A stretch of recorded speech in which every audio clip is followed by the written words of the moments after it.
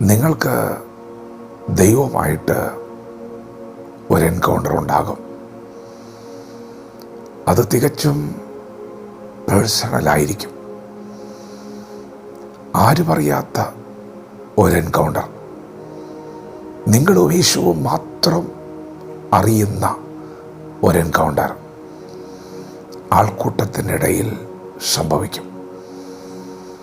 യേശു കർത്താവ് പട്ടണത്തിൽ വന്നിരിക്കുന്നു എന്ന വാർത്ത കേട്ട് ആയിരക്കണക്കിന് ആളുകൾ തടിച്ചുകൂടി. എല്ലാവരും യേശുവിനെ കാണാൻ ആഗ്രഹിച്ചു. എല്ലാവരും യേശുവിനെ തൊടുവാൻ ആഗ്രഹിച്ചു. എന്നാൽ ആ ആൾക്കൂട്ടത്തിൻ്റെ ഇടയിൽ യേശു എല്ലാവരും കേൾക്കെ ചോദിച്ചു, എന്നെ തൊട്ടത് ആര്?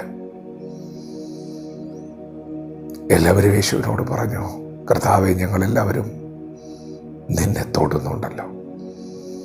നിങ്ങൾ തൊട്ടതുപോലെയല്ല, എന്നിൽ നിന്ന് ശക്തി പുറപ്പെട്ടു. നിങ്ങൾക്കൊന്നും പറയാൻ കഴിയാത്തൊരനുഭവം പറയാൻ കഴിവുള്ള ഒരാൾ ഇതിനിടയിലുണ്ട്. എന്നിൽ നിന്ന് ശക്തി പുറപ്പെട്ടിരിക്കുന്നു. എന്നെ തൊട്ടത് ആരാണ്? അവൾ എല്ലാവരുടെയും മുൻപിൽ വന്ന് പറഞ്ഞു, ഞാനാണ്. പ്രിയപ്പെട്ടവരെ, അങ്ങനെ ഒരു എൻകൗണ്ടർ അവിടെ നടന്നു.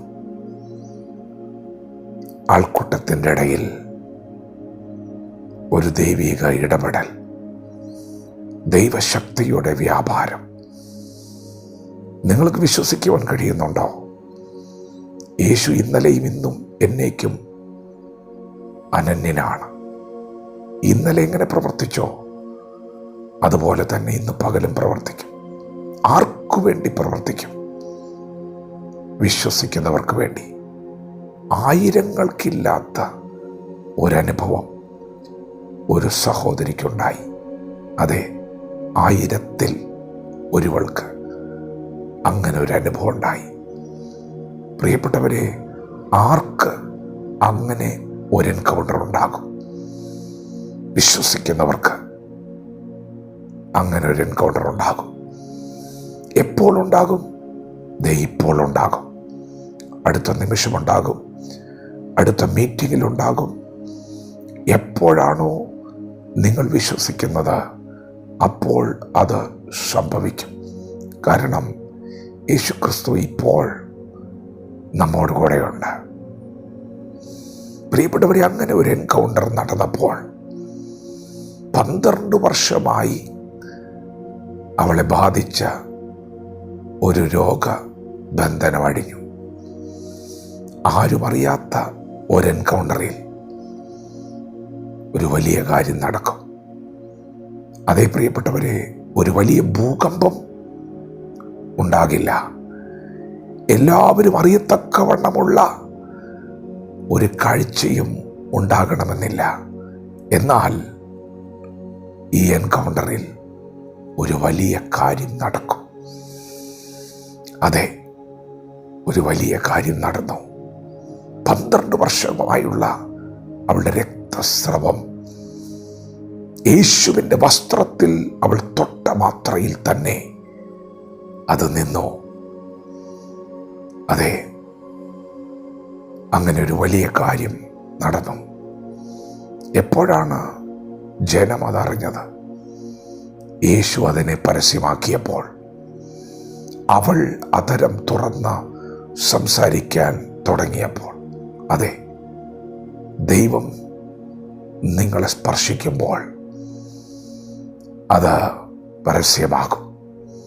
ആ സ്പർശനം വ്യക്തിപരമായിരിക്കുമ്പോൾ തന്നെ അത് നിങ്ങളിൽ ഒതുങ്ങുകയില്ല. നിങ്ങളുടെ അധരം തുറന്നു തന്നെ നിങ്ങളത് പ്രസ്താവിക്കും. ദൈവം നിങ്ങളെ മുൻപിൽ കൊണ്ടുവരും. ആയിരങ്ങളുടെ നടുവിൽ ദൈവം നിങ്ങളെ നിർത്തും. നിങ്ങൾ വാ തുറന്നത് സംസാരിക്കുമ്പോൾ അത് നിങ്ങൾക്കുണ്ടായ അനുഭവമായിരിക്കുമ്പോൾ തന്നെ നിങ്ങളുടെ നാവിൽ നിന്ന് ആ സാക്ഷ്യം പുറത്തു വരുമ്പോൾ അത് ആയിരങ്ങളിൽ ഒരു ചലനമായിരിക്കും. ആയിരങ്ങൾക്ക് അതൊരു അനുഭവമായിരിക്കും. വിശ്വസിക്കുക. അടുത്ത നിമിഷം, അടുത്ത കൂട്ടായ്മയിൽ അത് സംഭവിക്കാൻ പോവുകയാണ്. വിശ്വസിക്കുക, അത് സംഭവിക്കാൻ പോവുകയാണ്.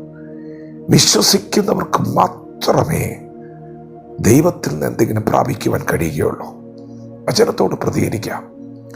ദൈവം നമ്മെ ഓരോരുത്തരെയും ഈ പകൽ അനുഗ്രഹിക്കുമാറാകട്ടെ. ആമേൻ.